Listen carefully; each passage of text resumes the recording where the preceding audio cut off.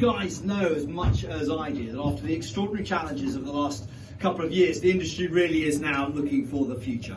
And of course, with the air show that we're seeing up at Farnborough at the moment, this is a fantastic way to demonstrate the really forward-looking and future-centred vision that we all have. And that's shaped around determining things like sustainability, innovation, space, diversity, workforce and skills. And all of this is demonstrating the shared desire that all of us here have for the UK to continue as the very truest central aviation nation in the world and a real decision maker and mover and shaker in aviation. But firstly, it would be remiss of me not to thank you most deeply, profoundly, from the bottom of my heart and everyone across the whole of the country for everything you've done over the course of the last few incredibly difficult years and of working closely with the government throughout the pandemic. It is not an overstatement to say, of course, that the pandemic has had an enormous impact on all modes of travel.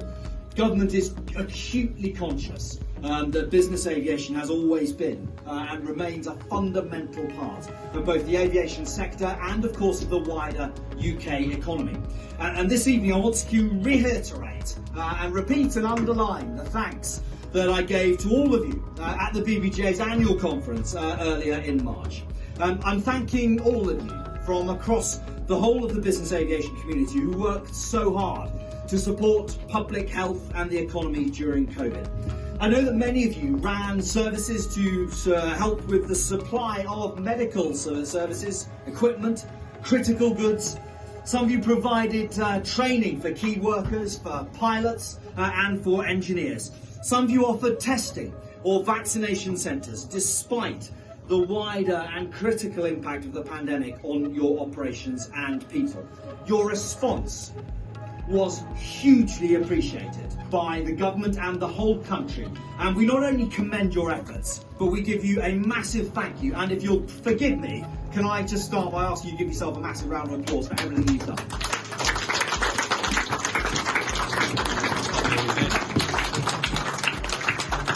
So that's what you've done. Now let's look at what you're going to do in the months and years ahead. Now we have our Flight Path to the Future document that the Department for Transport has published in May. And we're absolutely clear in that business aviation has an important role to play in supporting recovery and global connectivity ambitions. What you do is forge strategic links with established and developing markets, vital connectivity to enable and foster trade and investment, and expand the UK's global trade and influence and competitiveness. And as we recover from the pandemic together, we in government are absolutely committed to working ever more closely with this critical sector, really to understand how and where government can support business aviation to thrive and to seize future opportunities. But Flight Path to the Future also captures the things that we've learned in the last few years, and it sets out the department's medium-term strategic outlook for the sector, focusing on the next 10 years.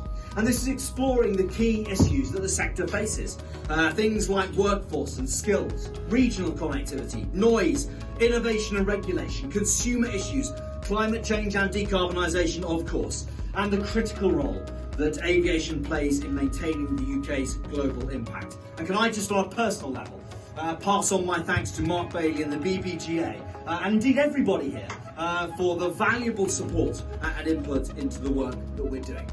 Now, I've mentioned skills. I want to say a couple of words more about skills, if I may, because they really are central to everything that we have to do. And of course, it's a key priority for us in government as well. This includes the need to address the long-term skills issues that we have, improve diversity and inclusivity in the sector, and critically, to attract the next generation of aviators. And of course, as part of the 22-point plan you'll have seen that we've published recently to help support summer resilience for the sector, the department announced that it will launch a Generation Aviation campaign. This is going to be a multi-phase programme to see us working with industry to promote the awareness of aviation careers and critically to increase the number of people who are applying for jobs in this sector. That's new people, that's skills retention for highly trained jobs needs to be a key element of our programme as well. That's why we launched the Aviation Skills Retention Platform, and it's why we are rebranding it as well and bringing it forward into the Aviation Skills Recruitment Platform to support retention and recruitment together. And the BBGA have been absolutely central in developing and promoting that platform. Thank you for everything you've done there. Can I encourage you and all employers in the aviation sector, if you haven't already, maybe you have, to enrol, to register and to continue to advertise on the Aviation Skills Recruitment Platform to promote the opportunities in the sector and in your organisations. We're committed as well to continue to promote diversity, and that's why we launched and continue to support the Reach for the Sky programme from 2019 onwards, as well as funding a number of other outreach bodies through the CAA to help build STEM skills and encourage them to pursue rewarding careers in the aviation sector. My thanks to the CAA for everything they're doing to help us with that as well.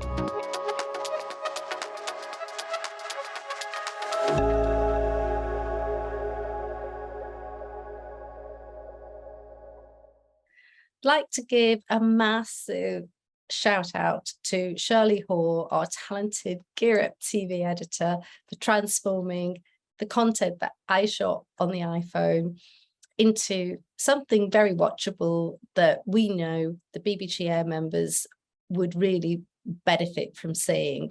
And massive hat tip to the BBGA leadership team for making the whole event happen.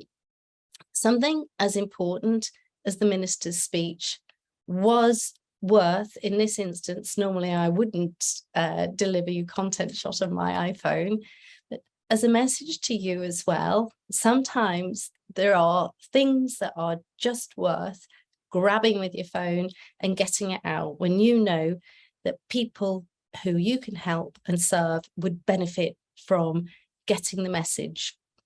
So if anyone has any questions on social media and how we can help promote our industry digitally and with video, give us a shout, or Rachel or the rest of the social team, the new social working group.